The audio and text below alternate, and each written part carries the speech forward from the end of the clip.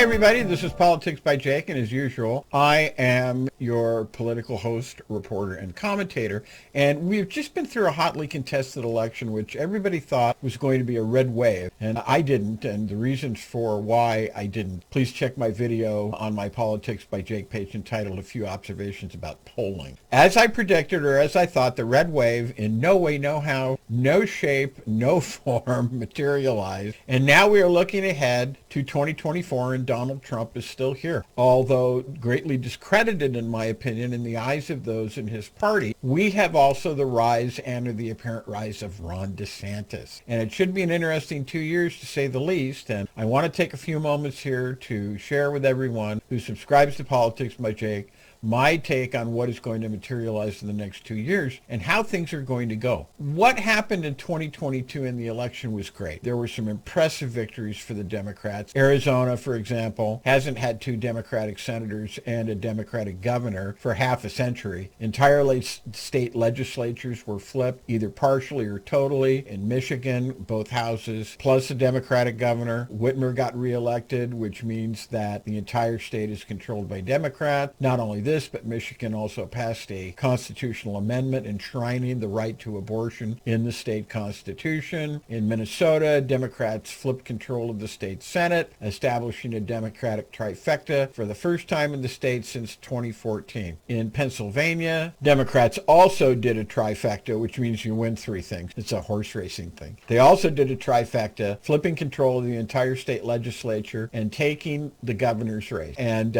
even though Roe v. Wade was overturned, several states who had this on the ballot repudiated the overturning of Roe v. Wade and the antiquated abortion laws and enshrined abortion as a principle of their states. Among these were California, Vermont, Kentucky, Montana, Michigan, and Kansas. They all passed measures opposing anti-abortion laws of one sort or another. Now, this is some of what happened. More could be said, certainly, but we also need to point out that it was a comparatively near-run thing, and we need to point out that there's still many people who favor basically these things that are inimical to our democratic, republican, or American system, and that 2024 is going to be coming up, or you know it, and we need to lengthen our stride, so to speak. We need to extend our grasp. Well before the 2022 midterms, when asked, I would say that if Donald Trump runs again in 2024, he will lose, and he will lose by a greater margin than he did in 2020. The reason I say this is because Trump is what is known as a cultural populist. And a cultural populist really relies on their base. And they have to have a certain amount of people in that base and a certain percentage of the total electorate. Otherwise, they're not going to succeed. And Donald Trump really doesn't have more than 20 or 30%. Some people would say just 10% of the total electorate would vote for him. Now, as of this video, Trump has just announced that he's going to run in 2024. And let me say that I think this is maybe the greatest gift that he could give to the Democratic Party if it's handled correctly, and here's why I say this. There are other people who doubtless are going to run. Possibilities are Ron DeSantis, who I mentioned, Liz Cheney may run, and there are perhaps maybe some others. We can expect that if these run and do not obtain the nomination, they will withdraw and they will back the nominee. However, I predict that if someone else wins the Republican nomination, Donald Trump will not do this. He will not be gracious. He will not seek the good of the party because he is